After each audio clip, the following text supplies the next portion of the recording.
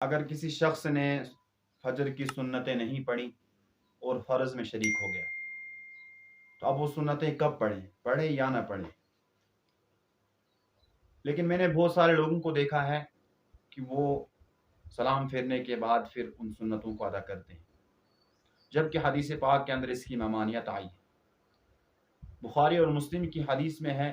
حضرت ابو سعید رضی اللہ تعالیٰ عنہ سے روایت ہے کہ قال رسول اللہ صلی اللہ علیہ وسلم لا صلاة بعد الفجر حتى ترتفع الشمس ولا صلاة بعد العصر حتى تغیب الشمس۔ اس میں جو نفی کی گئی ہے وہ نفی جو ہے وہ نوافل پر محمول ہے، تو اب اس وقت کے اندر ان سنتوں کو ادا نہیں کیا جا سکتا ہے۔ اس میں بھی اختلاف ہے کہ ان سنتوں کو ادا کرنا ہے یا نہیں کرنا ہے، لیکن امام محمد علیہ رحمہ فرمایا کہ میرے نزدیک بہترین یہی ہے کہ ان سنتوں کی قضا کی جائے گی، اور بعد میں جب سورج طلوع ہو جائے گا، سورج طلوع ہونے کے بعد ان سنتوں کی قضا کرے، امام محمد علیہ رحمہ کے قول پر عمل کیا جائے۔ اور حضرت ثانی علیہ رحمہ نے بھی فتاوی امدادیہ کے اندر اسی کو لیا گیا ہے۔